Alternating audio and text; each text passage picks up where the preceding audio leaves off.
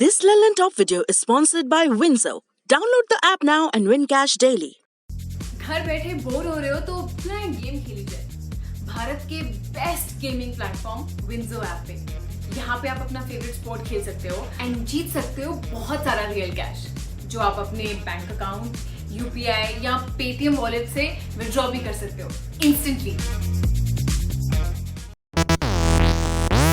देश भर में एक बार फिर कोविड-19 के केसेस बढ़ते दिख रहे हैं। करीब करीब हर राज्य से स्वास्थ्य सुविधाओं पर सवाल उठाती खबरें सामने आ रही हैं। इस बीच केंद्र सरकार ने महाराष्ट्र, पंजाब और छत्तीसगढ़ के 50 जिलों में हेल्थ टीमें भेजी थी। इन टीमों ने तीनों राज्यों में कुछ कमियां पाई। अब इसी रिपोर्ट के आधार पर केंद्रीय स्वास्थ्य मंत्रालय ने तीनों राज्यों को चिट्ठी लिखी है और चिंता जाहिर की है। हेल्थ टीमों की रिपोर्ट में कोविड टेस्टिंग, ट्रेसिंग, कंटेनमेंट को लेकर सवाल उठाए गए हैं और हेल्थ इंफ्रास्ट्रक्चर की कमी बताई गई है। केंद्रीय टीमों के मुताबिक इन 3 राज्यों में वेंटिलेटरों और ऑक्सीजन सिलेंडर्स की कमी है। इसके अलावा कोरोना से लड़ने के लिए अस्पतालों में अच्छे इंतजाम भी नहीं है। पिछले हफ्ते यानी 5 अप्रैल को ये टीमें 3 राज्यों के 50 जिलों के लिए रवाना हुई थी। पीएम मोदी के निर्देश पर इन टीमों को भेजा गया था। जानते हैं महाराष्ट्र में क्या कमियां मिली। महाराष्ट्र के सतारा, सांगली और औरंगाबाद जिले में कंटेनमेंट ऑपरेशन संतोषजनक नहीं पाए गए। रिपोर्ट में हेल्थ टीम ने कहा कि यहाँ के 3 जिलों में ऑक्सीजन की सप्लाई कम है, 2 जिलों में वेंटिलेटर खराब हैं। अहमदनगर, औरंगाबाद, नागपुर के अस्पतालों में मरीजों की भीड़ ज्यादा है।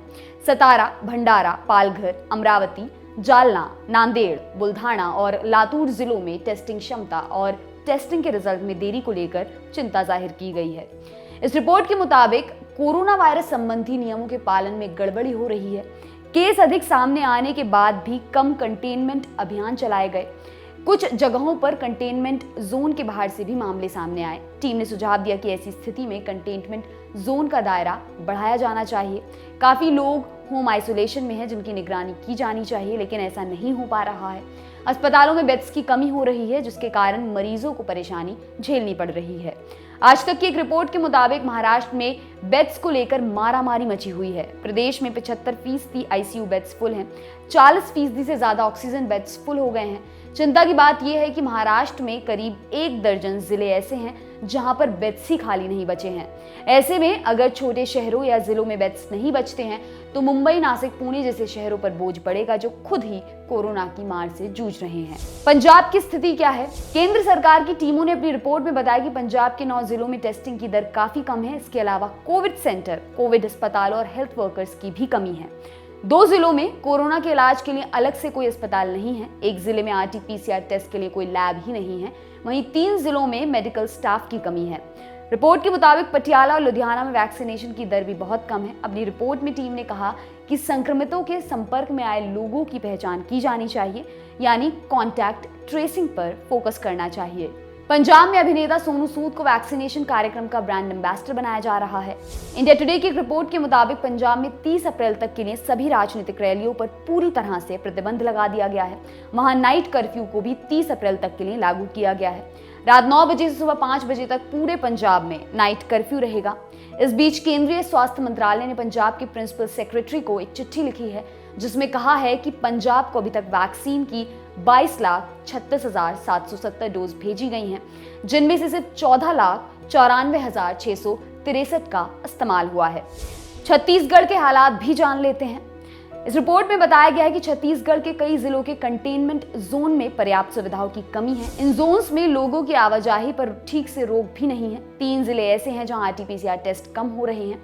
4 जिलों में काफी संख्या में मरीज अस्पताल में भर्ती हैं। बालोद, रायपुर, दुर्ग और महासमुंद जिलों के अस्पतालों में बेड्स भरे हुए हैं। रायपुर में ऑक्सीजन की सप्लाई भी सीमित है। कोरबा जिले में कॉन्टैक्ट ट्रेसिंग पर फोकस किया जाना चाहिए। कोरोना जांच और कंटेनमेंट जोन को लेकर लोगों के विरोध को भी रोके जाने की आवश्यकता है। दैनिक भास्कर की एक खबर के मुताबिक छत्तीसगढ़ में जहां एक तरफ कोरोना के मामले बढ़ रहे हैं, वहीं दूसरी तरफ रेमडेसिविर इंजेक्शन, ऑक्सीजन और बेड्स की कमी ने इस समस्या को बढ़ा दिया है। सीएम भूपेश बघेल ने रेमडेसिविर की कमी को पूरा करने के लिए 2 अधिकारियों को मुंबई और हैदराबाद भेजा है, जिसे बनाने वाली कंपनियों से मिलेंगे और राज्य के लिए इंजेक्शन की व्यवस्था पर बात करेंगे। इसके अलावा सरकारी अस्पतालों में ऑक्सीजन के नए प्लांट बनाए जाएंगे और प्रदेश में बनी ऑक्सीजन का 80% यहीं के मरीजों के लिए इस्तेमाल में लाया जाएगा। इसके अलावा छत्तीसगढ़ सरकार ने निजी अस्पतालों में कोरोना के इलाज के लिए रेट भी फिक्स कर दिए हैं। नए आदेश के अनुसार NABH से मान्यता प्राप्त निजी अस्पतालों में मॉडरेट स्थिति वाले मरीजों के इलाज के लिए प्रतिदिन 6200 रुपए का शुल्क निर्धारित किया गया है। गंभीर स्थिति वाले मरीजों के उपचार के लिए रोजाना 12,000 रुपए का शुल्क निर्धारित किया गया है। अति गंभीर मरीजों के इलाज के लिए 17,000 रुपए प्रतिदिन की दर निर्धारित की गई है।